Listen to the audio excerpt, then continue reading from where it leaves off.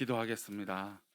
하나님 아버지 감사합니다. 오늘도 귀한 예배를 드리며 나 같은 죄인을 살려주시고 구원해 주신 놀라운 은혜가 우리 모든 성도들 가운데 신앙으로 믿음으로 고백되어지게 은혜를 베풀어 주옵소서. 이 시간 우리가 말씀을 나눌 때에 전하는 저에게 또 듣는 우리 모든 성도에게 같은 마음과 하나님 주신 은혜가 있게 하여 주옵소서. 우리를 붙드시고 인도하실 것을 믿고 감사하며 거룩하신 예수 그리스도 이름으로 기도 올리옵나이다. 아멘. 우리가 올해 2022년을 시작한 지 벌써 이제 10개월이 지났고 이제 두 달여 시간이 남아 있습니다. 물론 뭐 남아 있다고 해도 이 말하는 순간에도 시간은 흐르고 있죠. 우리 교회 올 한 해 고민했던 가장 중요한 우리 교회 표어는 모든 것을 새롭게 하라는 것입니다. 모든 것을 새롭게 하라라고 하는 이 관점에서 가장 중요한 이 시작은 무엇보다 우리의 믿음이 새로워지면 지지 않으면 안 되겠다라는 것이죠. 우리 성도님들은 어떻습니까? 한 해 동안 살아오시면서 우리 성도님들에게 주어진 믿음이 어떤 새로운 관점이 새로운 어떤 도전이 있으십니까? 믿음으로 계속해서 이 주제를 나누면서 저에게도 가장 도전이 되는 건 이 믿음의 눈으로 또 믿음의 생각으로 어떻게 하면 이 세상을 새롭게 믿음으로 살아갈 수 있을까라고 하는 도전이에요. 1993년 미국의 심리학자 앤더슨 에릭슨이 이렇게 말을 했어요. 한 분야에서 전문가가 되기 위해선 최소한 1만 시간의 훈련이 필요하다. 예전에도 제가 말씀드렸던 1만 시간의 법칙이라고 하는 시간이 이 앤더슨 에릭슨을 통해서 처음 발표가 논문이 되었습니다. 논문으로 나오고 나서 많은 사람들이 그렇다, 정말 1만 시간을 들이면 뭔가 한 분야에서 전문가가 될 수 있다라는 겁니다. 1만 시간은 3시간씩 하루에 훈련을 한다 하면 몇 년이 걸릴까요? 10년 정도가 걸립니다. 그리고 하루에 10시간씩 내가 훈련하면 몇 년 정도면 내가 전문가가 될 수 있을까요? 3년 정도면 전문가가 될 수 있습니다. 믿음의 삶을 살고 새롭게 되고자 한다고 했을 때 우리에게 믿음의 선물을 하나님께서 주셨습니다. 새롭게 됐죠.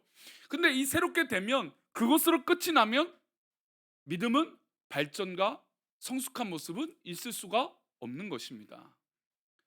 우리에게도 훈련의 과정이 필요하다면 하나님 앞에 구별된 1만 시간 이상의 시간이 필요해요. 근데 우리 성도들에게 질문해 보겠습니다. 우리 성도님들이 드려진 예배가 평생 20년 30년 신앙생활을 해보신 분들은 아마 이미 벌써 1만 시간 이상이 예배를 드리신 분입니다. 그러면 우리 성도님들은 이런 1만 시간에 드려진 예배 시간을 통해서 전문가가 되셨습니까? 그게 참 또 어려운 질문이죠.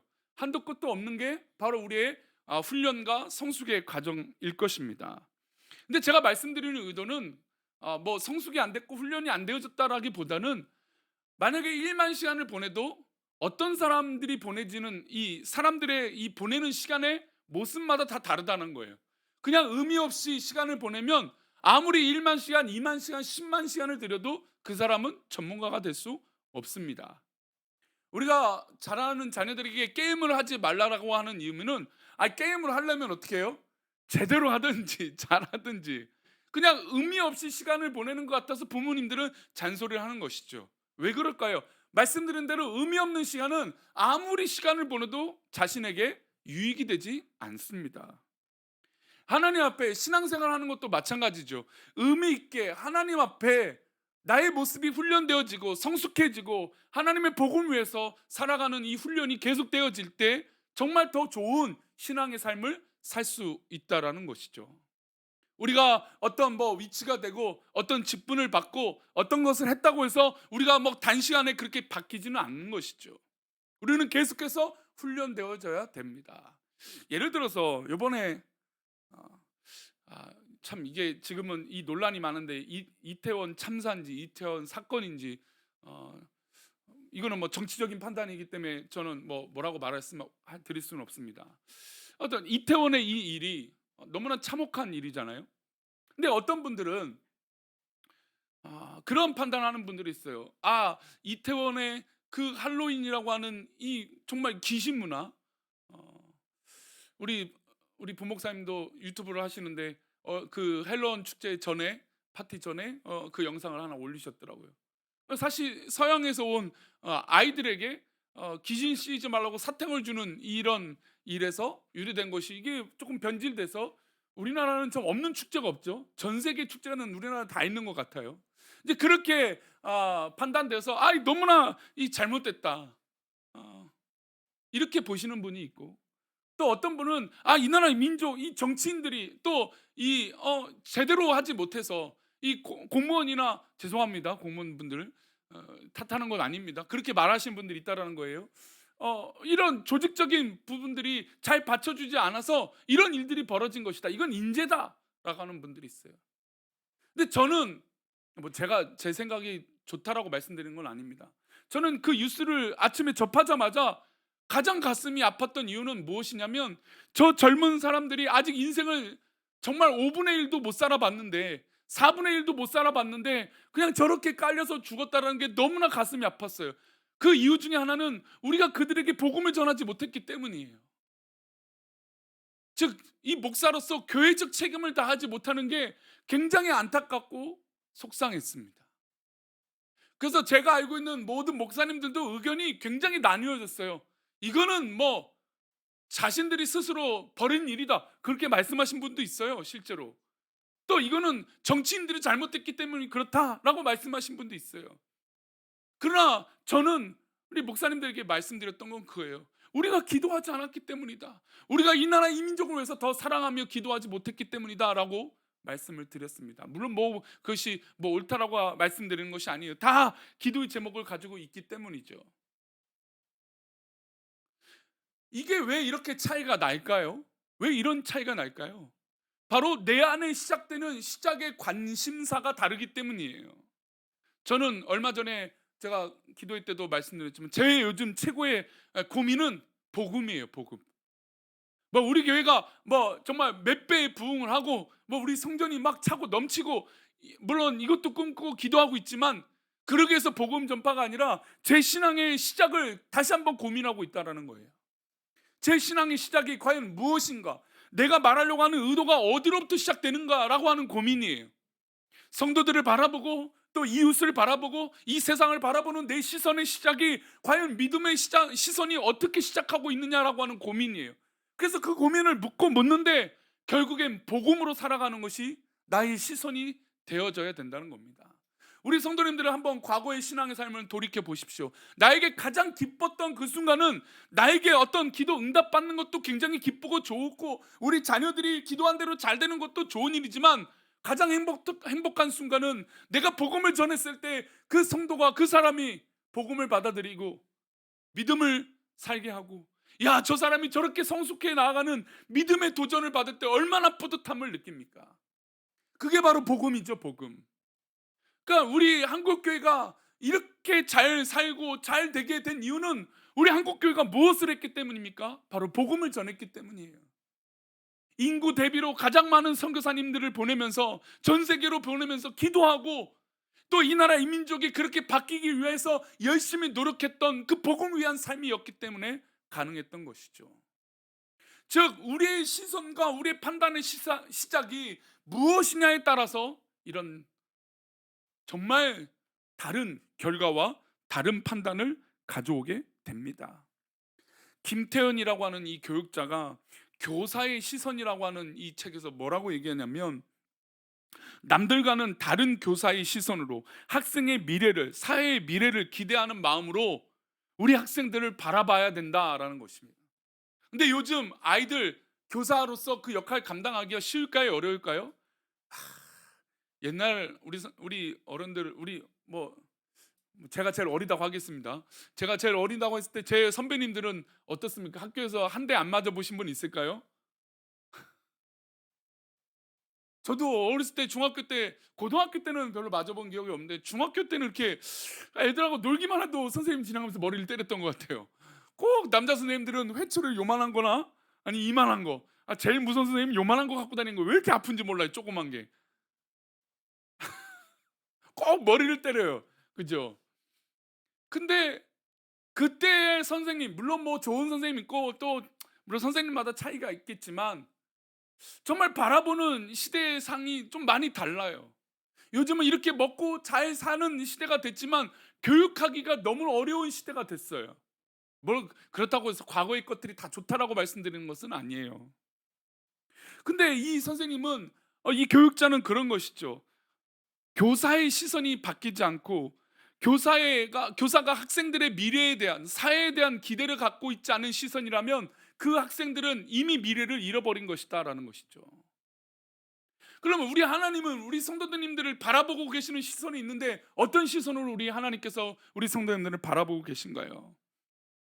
우리가 역으로 본다면 우리는 우리 스스로 마음을 닫아놓고 있는지 모르겠습니다. 우리가 이미 하나님의 영광을 위해서 살아간다라고 말만 하지만 결국 내 삶이 그렇게 뒤바뀌기를, 훈련되어지기를 원치 않는 마음이 있는지 모릅니다. 어떤 분들은 야, 나는 저만큼 하지 않아, 나는 우리 옆에 있는 분들보다 더 많이 봉사해. 우리 교회 안에서도 어떤 비교와 신앙생활 안에서도 남들보다라고 하는 이 비교 의식이 팽배해지고 있는 이 사회 현상이 교회 안에 가득했다라는 겁니다. 우리가 봉사하는 것이 이유가 무엇입니까? 우리가 신앙생활하는 이유가 무엇입니까? 우리가 예배를 드리는 이유가 무엇입니까? 하나님의 영광이고 그 복음을 위한 것 아니었습니까? 그런데 언제부터 교회 안에서는 누구보다도, 어떤 사람보다도, 또 아니면 내가 더라고 하는 이런 말들이 더 강해졌던 것이죠. 목사님 사이에서도 내가 다른 교회 목사님들보다, 노예 안에서도 저 교회보다 라고 하는 이 비교 의식, 그리고 나의 성공의 이 도취에 빠져갖고 하나님의 영광을 가리며 사는 것은 아닌지, 그래서 우리의 시선이 어떻게 시작되는지 돌아볼 필요가 있다라는 것이죠. 다윗이, 우리가 그렇게 존경하고 그렇게 사랑하는 다윗, 오늘도 교동문의 시편 23편을 읽으면서 얼마나 놀라운 시편의 이 다윗의 고백이 있습니까? 근데 다윗이요, 자신이 가장 사랑했던 장군, 즉 우리아를 죽인 이유는 그 우리아의 아내 밧세바를 취하기 위함이었어요. 그러니까 그렇게 위대한 다윗도 눈에 본 것을 넘지 못했어요. 옥상에 거닐 때 저 건너편에서 목욕하고 있는 여인을 보고 탐하는 마음이 생겨서, 그리고 탐하는 마음으로만 끝난 것이 아니라 이것을 무마시키기 위해서, 덮기 위해서 우리아를 전쟁의 최전방으로 보내서 죽게 만들었습니다. 그러니 무엇을 보느냐는 굉장히 중요하죠. 오늘 다윗이 이 본 이야기를 시작하는 것이 아니라 변화된 얘기를 좀 해보고 싶어요. 하나님께서 나단 선지자를 보내셔서 다윗의 죄를 지적했습니다. 당신이 바로 그 사람이다. 그 지적을 받고 다윗이 그 다음부터 하나님 앞에 기도하기 시작합니다. 기도하면서 고백했던 것이 시편 51편 10절이에요. 근데 잘 보십시오. 다윗은 어떤 사람입니까? 왕이에요. 그리고 모든 사람들이 칭송할 만한 왕이고, 지금 다윗이 전쟁을 할 때마다 전쟁을 다 이길 정도로 대단한 영향력, 그리고 이스라엘 역사상 가장 원대한 역할들을 했던 왕의 위치를 지금 막 그 영광의 길을 걸어가고 있어요. 그러니까 모든 사람들이 박수치는 사람이죠. 근데 이 범죄는, 이 죄는 누구만 알고 있습니까? 하나님과 나단 선지자만 알고 있어요. 물론 그 다윗의 신복도 알고 있지만 그래도 그 사람은 자기가 마음대로 할 수 있어요. 그러니 하나님 앞과 나단 선지자만 눈 감으면 어떻게 될까요? 모르고 넘어갈 수 있어요. 왜요? 자신은 왕이잖아요. 우리가 때로 그렇게 생각할 때가 굉장히 많습니다. 우리 스스로가 하나님 모르시겠지, 선지자는 모르겠지 라고 하는 생각을 하실 때가 있어요. 그는 우리 하나님 모르시는 경우가 있을까요? 그렇지 않죠. 저는 다윗의 위대함은 바로 여기 있다고 생각해요. 그래서 시편 52편 10절에 이렇게 고백합니다. 함께 읽겠습니다. 10절 말씀입니다. 시작. 하나님이여 내 속에 정한 마음을 창조하시고 내 안에 정직한 영을 새롭게 하소서. 하나님이여 라고 말하면서 회개기도 내용이 쭉 나옵니다. 시편 51편은 놀라운 회개기도고 정말 이 아름다운 회개기도라고 말할 수 있어요. 그런데 이 10절에서 뭐라고 말하냐면, 하나님이여 내 속에 정한 마음을 창조하시고, 내 안에 뭐가 반복이 되어 있습니까? 나라고 하는 단어가 반복이 2번이나 되어 있어요. 즉 이 문제, 이 어려운 이 죄를 지은 것은 하나님으로부터나 이웃 때문이나 아니면 주변 환경으로부터 시작됐다라고 말하지 않아요. 다윗은 누구로부터 이 문제가 시작됐다라고 말하고 있습니까? 나로부터라고 시작하고 있다는 겁니다. 믿음의 시선이 새롭게 바뀌고 성숙할 수 있는 건 내 믿음의 시선이 남들에게 있는 것이 아니라, 목사님에게 있는 것이 아니라, 다른 이유에 있는 것이 아니라 내 안에 있다라고 고백되어지는 순간에 믿음의 변화된 시선이 시작되어지는 것이죠. 하나님이여, 내 속에 정한 마음을 주세요. 하나님, 내 안에 정직한 마음을 주세요. 하나님 앞에 회개 기도하고 나서 내 마음을 그렇게 새롭게 해달라고 고백하고 있는 것입니다.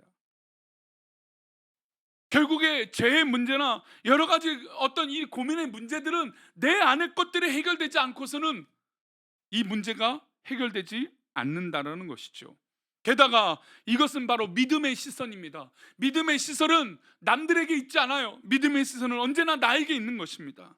믿음의 시선은 바로 나 안에부터, 내 안으로부터 시작되는 것이 중요하다라고 다윗은 고백하고 있는 것입니다. 이렇게 변화된 것이 바로 믿음의 시선이에요. 그래서 사도행전 3장은 이 믿음의 시선이 완전히 뒤바뀐 사람들이 나와요. 사도행전 3장을 보면 이 베드로와 요한이 성전에 올라가면서 기도합니다. 늘 정해진 시간에 유대인들은 하나님 앞에 늘 기도하는 시간을 갖죠. 그날 역시도 가는데 늘 그 성전에 가면 나면서부터 걷지 못한 그 사람이 있었어요. 그런데 이 사람에게 또 이날따라 뭔가 달라진 요소가 등장하게 됩니다. 우리 19절 말씀 읽어봅니다. 이 19절 말씀은 어떤 배경이냐면, 지금 이 기적을 베풀고 나서 어떻게 이 일들이 일어났는가라 해서 베드로가 설교하고 있는 거예요. 19절 말씀 읽겠습니다. 시작. 그러므로 너희가 회개하고 돌이켜 너희 죄 없이 함을 받으라. 이같이 하면 새롭게 되는 날이 주 앞으로부터 이를 것이요. 자, 새롭게 되고 변화의 새로운 시선을 갖고 믿음의 삶을 살기 위한 새로운 삶이 되는 건 그 전제 조건이 있습니다. 그러므로 너희가 회개하고 돌이켜 너희 죄 없이 함을 받으라. 즉 우리 안에 새롭게 되고, 다윗이 그렇게 새롭게 되고 하나님 앞에 그렇게 새롭게 되는 건 회개와 내 마음을 정직한 영으로 채울 때라는 것이죠. 베드로 역시 성령으로 말미암아 새롭게 되어서 내 속에 회개하고 또 내 속에 있는 죄들을 하나님 앞에 고백했을 때 가능하다라는 것입니다. 그래서 이 기적이 일어난 이유도 뭐라는 것일까요? 어떻게 이 기적이 일어났다고 말하는 걸까요? 바로 회개하고 하나님 앞에 죄 없이 함을 받아서 내가 새롭게 됐기 때문에 이 일이 가능하다는 것입니다. 그러면 이전에는 가능한 일일까요? 불가능한 일인가요? 이전에는 불가능한 일이었다는 겁니다. 이전에는 이 병든 사람을 고칠 수 없었다라는 것입니다. 그런데 이제는 가능하다라는 거예요. 왜 가능한 것입니까? 내가 회개하고 내 마음에, 내 속에 죄가 없어졌기 때문이에요. 그리고 성령의 도우심으로 말미암아 이 기적을 베풀었다라는 것이죠. 그러면 어떻게 베풀었을까요? 우리 그 과정을 한번 보겠습니다. 사도행전 3장 1절입니다. 함께 읽겠습니다. 시작. 제9시 기도 시간에 베드로와 요한이 성전에 올라가. 제9시 기도 시간에 베드로와 요한이 성전에 올라갔습니다. 말씀드린 대로 정해진 시간이에요. 우리도 주일 11시면 정해진 시간에 예배를 드립니다. 아까 서론에 말씀드렸던 1만 시간에 우리는 예배를 이미 드리신 분들이 수두룩합니다. 그런데 우리가 아직 이렇게 하나님 앞에 훈련되어지지 못하고 어떤 예배의 전문가가 되지 못하는 이유는, 하나님 앞에 전문가가 되지, 물론 뭐 하나님 앞에 전문가가 된다는 건 뭐 좀 어려운 일이겠죠. 근데 그래도 성숙한다라고 하는 고민을 해본다면, 우리가 하나님 앞에 성숙한다라면 우리는 이미 성숙하고도 남은 시간이 흘러갔습니다. 베드로 요한에게도 마찬가지였습니다. 늘 기도하는 그 시간이에요. 근데 이날따라 이 시간은 달라요. 우리 성도님들은 오늘 아침에 11시에 예배를 오기 위해서 어떤 마음으로 집에서 출발하셨습니까? 분명히 늘 드려지는 예배고 늘 드려지는 매주 예배입니다.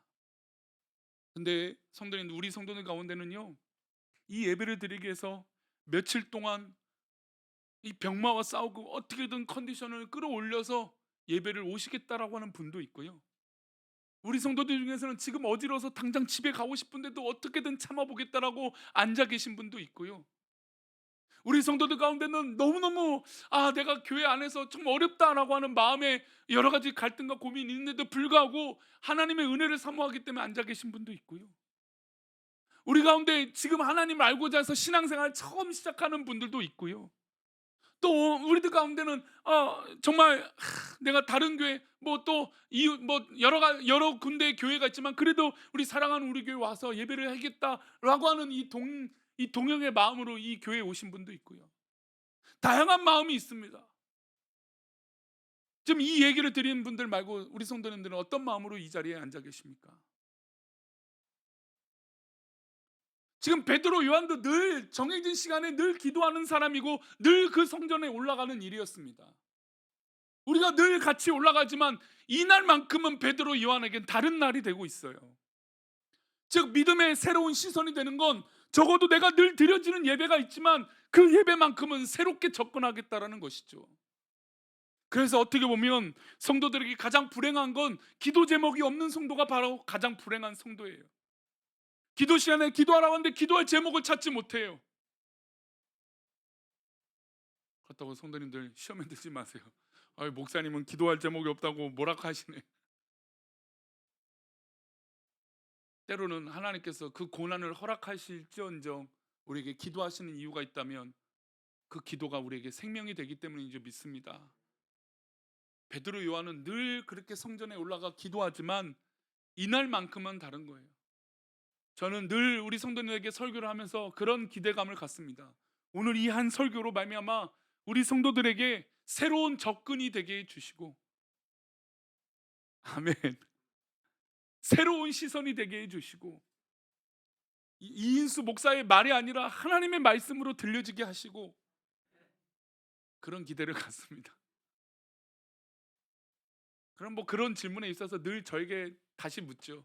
내가 그런 목사인가? 내가 늘 그런 목회자인가? 라고 하는 질문이죠. 성도님들, 우리는 늘 1만 시간 이상의 예배를 드려왔고 또 그렇게 하고 있습니다. 우리 성도님들 그래도 주일 예배만큼은 빠지지 않으려고 노력하는 이유는 이 주일 예배마저 빠지면 정말 하나님께서 혼내도 되게 혼날까 봐 여러 가지 고민들 가운데 우리가 예배를 드리지 않습니까? 근데 그게 우리의 이유는 아닌 것 같아요. 지금 드려지는 이 앉아서 드려지는 예배가 조금 피곤하기도 하고, 아유 오늘따라 왜 인수 목사님은 저렇게 목소리를 까랑까랑 더 소리를 질러가면서 설교를 하는지 뭐 그런 고민을 하실지 모르겠습니다. 그런데 지금 중요한 건 하나님이 나를 바라보고 계신다는 것이에요. 하나님은 언제나 그 자리에 계시고 우리가 늘 언제나 그 길을 가지만 하나님은 언제나 우리를 사랑하신다라고 하는 이 놀라운 이 사실은 변하지 않아요. 근데 우리가 늘 성전에 올라오지만 이것을 놓고 잊어버리고 까마득하게 신앙생활 하는 경우들이 훨씬 더 많다라는 것이죠.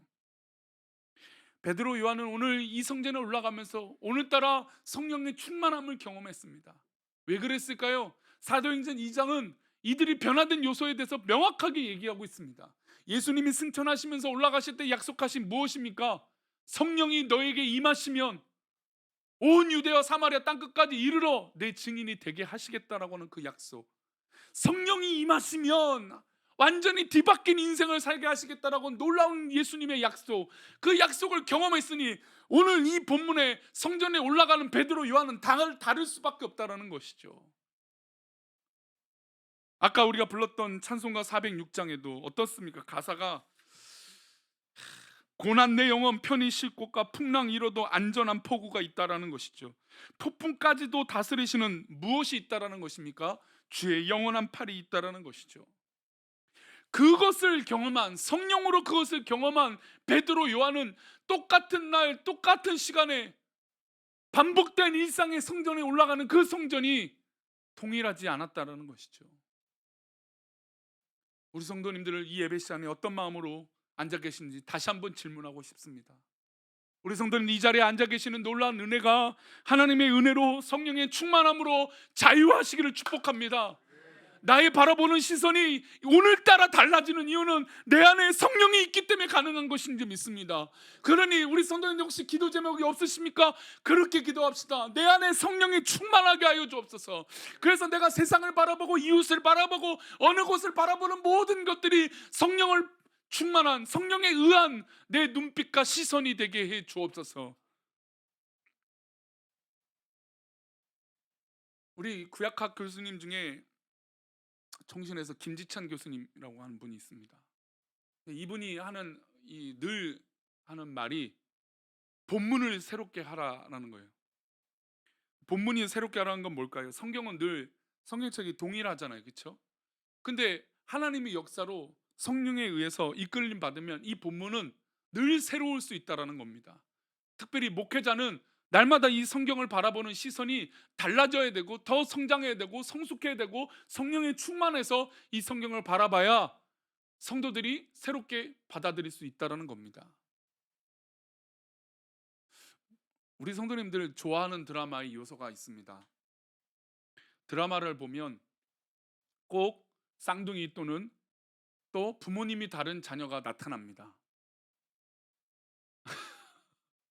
그리고 사랑하지 말아야 되는 사랑하는 사람이 가까운 가족 중에 있습니다. 근데 알고 봤더니 다행히 가족이 아니에요, 진짜. 뭐 그런 요소들이 드라마마다 있습니다. 그런데 재밌는 드라마는 이 비슷한 스토리를 어떻게 해요? 새롭게 하느냐에 따라서 재밌어져요. 아닌가요? 늘 우리 성도님들 드라마 보다가 다 그렇게 말합니다. 야, 좀 있으면 저 사람 저런 얘기 할 거야. 그러면 그 얘기가 똑같이 나와요. 그런 드라마가 늘 우리 가운데 있습니다. 그런 드라마가 주말에 늘 1등이에요. 그런데도 불구하고 그 드라마를 새롭게 접근하는 이 작가나 PD가 있으면 야, 잘 만들었다라고 얘기합니다. 즉 우리 가운데 성령의 말미암아, 성령으로 말미암아 새로운 시선, 우리가 지금 공부하는 학생들도 있습니다. 요즘 뭐 카페에 우리 교인, 우리 청년들이 공부를 열심히 하는 청년들이 있는데 공부를 할 때 늘 똑같은 단어들, 늘 똑같은 걸 보잖아요. 근데 이 공부의 능률을 올릴 수 있는 이유는 이것을 새롭게 할 때라는 거예요. 왜냐하면 우리가 공부하다 보면 스스로 자아 도취감에 빠진대요. 공부를 하다 보니까 나는 이 정도 할 수 있어 라고 하는 내 능력에 또 문제를 풀다 보니까 맞네 라고 하는 이 성경 의식에 자리 잡힌다는 거예요. 근데 우리 한국 공부가, 이 학업이 요거를 조금만 변형시키면 어떻게 될까요? 문제를 못 푸는 경우들이 훨씬 많다라는 거예요. 그래서 그 문제를 바라보는데 새로운 시선과 새로운 접근을 해야, 늘 새롭다라고 하는 인식을 해야 이 문제를 훨씬 더 능률 있게 풀 수 있다는 겁니다. 그래서 공부를 잘한다라는 것보다는 뛰어난 학생들을 보게 되면 똑같은 문제인데 재밌다라고 새롭게 접근을 해요. 재밌다. 이렇게도 문제를 내네. 이렇게도 할 수 있네. 흥미가 생긴다는 것이죠. 신앙생활에서도 이 새로운 시선은 굉장히 중요해요. 우리 성도님들에게 새로운 시선이 왜 중요하냐? 이 자리에 앉아있는 게 매주일 드려지는 예배가 아니기 때문이에요. 하나님 우리에게 주시고자 하는 은혜가 날마다 있는데 우리는 날마다 똑같다라고 말하고 있기 때문이에요. 그러니 우리의 신앙이 아까 맨 처음에 예화로 말씀드렸던 이태원의 이 일로 인해서 많은 사람들의 시선과 판단이 다르지만 우리가 결국 고민해야 될 게 무엇인가라고 하는 도전이에요. 말씀을 마치겠습니다. 성도님들, 우리는 정말 이 세상을 살아가면서 사업을 하시든 직장을 하시든 가정에서든 이런 믿음의 시선이 굉장히 필요합니다. 우리 믿음의 시선이 성령 충만함으로 새롭게 되어지는 우리 성도님들 되시기를 축복합니다. 나의 지식으로, 나의 임박힘으로, 나의 익숙함으로 하나님의 은혜를 똑같은 일률적인 것으로 식상하게 만들지 마시고 오늘도 하나님 주신 은혜가 너무나 크다라는 걸 믿고 기도하는 우리 믿음의 성도들 되시기를 축원합니다. 우리 찬송가 아까 406장 우리 힘차게 한번 찬양하겠습니다. 우리 1절과 2절을 한번 1절과 4절 찬양하겠습니다.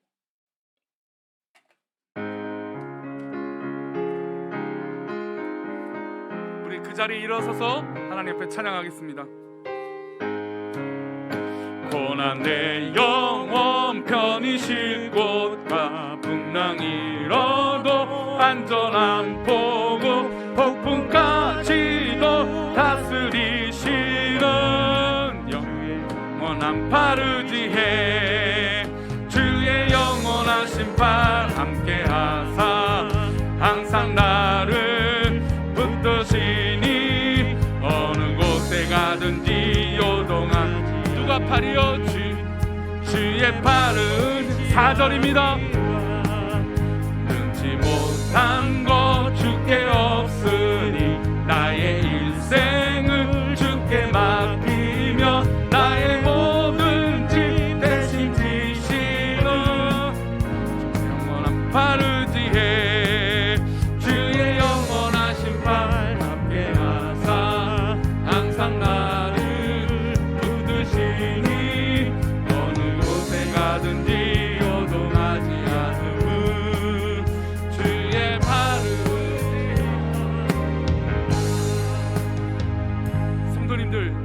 믿음의 눈을 뜨십시오. 이 믿음의 눈은 바로 성령의 충만함으로부터 시작돼요. 그러니 내일부터 시작되는 일상의 삶 가운데 직장 생활이든 성도들을 만나든 누구를 만나든 성령의 충만한 시선으로 바라보십시오. 그러면 하나님 기뻐하시는 일들이 일어날 줄 믿습니다. 그 은혜를 경험하게 될 줄 믿습니다. 이 시간 우리 짧지만 기도할 때 하나님, 내가 믿음의 눈이 열려지게 하여 주시고 익숙하고 날마다 반복되는 일상 가운데 하나님의 은혜를 발견하게 하여 주옵소서. 이 시간 우리 다 같이 하나님께 기도하겠습니다. 다 같이 기도합니다. 하나님 아버지, 우리 일상 가운데 하나님의 은혜를 바라보는 그 영광 가운데 우리 모두가 되게 도와주옵소서. 아버지 하나님, 은혜를 베풀어 하나님 역사여 주옵소서. 우리가 주 앞에 있습니다. 제 영광을 드러나며 주 영광 가운데 있으며 하나님 붙잡아 주시고 인도하여 주옵소서. 이 사랑하는 우리 교회 모든 성도들에게 하려는 은혜를 주님께서 기뻐하시는 놀라운 은혜가 또 그 역사를 경험할 수 있도록 복의 복을 더하여 주시옵소서. 주께서 함께하여 주옵소서. 주님께서 은혜를 베풀어 주옵소서. 주여 역사하여 주옵소서.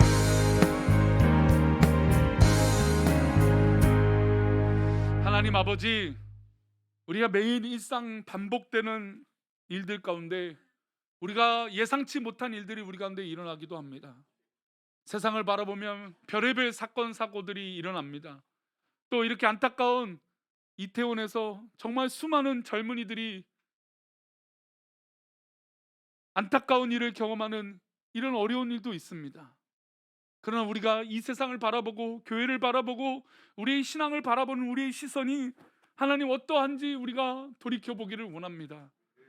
하나님, 우리의 믿음의 시선이 열려지게 하여 주옵시고 우리의 믿음의 시선이 성령의 충만함이 되게 해주시고 또 오늘 주일을 잘 보내고 내일부터 일상의 삶을 살아갈 텐데 그 일상에서 만나는 모든 사람들, 모든 이웃들, 모든 관계들 가운데 믿음의 눈이 열려지게 하여 주시고 성령의 눈이 열려지게 하여 주셔서 이 세상을 바라보고 이 모든 이웃들을 바라볼 때 믿음의 능력으로, 믿음의 시선으로, 성령의 충만함으로 이기게 하여 주옵소서.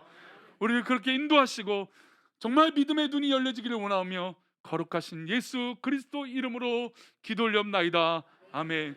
이제는 우리 주 예수 그리스도의 은혜와 아버지 하나님의 크신 사랑과 성령님의 감화 감동 위로 교통하심이 오늘 말씀을 듣고 우리의 믿음의 눈이, 우리의 믿음의 시작이 어디에 있는지 돌이켜보며 늘 반복되는 예배이지만 그러나 오늘 예배만큼은 나를 사랑하시는 하나님의 은혜가 얼마나 큰지 깨달아 그 믿음으로 살아가며 믿음으로 기도하며 믿음으로 하나님 앞에 예배하는 우리 모든 성도들의 그 머리 위에 가정과 사업도와 직장과 자녀들과 후손들 그 머리 위에 또 이 나라 이민족과 위정자들 하나님 그 모든 방향과 결정들 위에 또 우리 사랑하는 우리 교회가 앞으로 해나갈 모든 계획 위에 이제로부터 영원까지 함께 계시기를 간절히 축원합나이다. 아멘.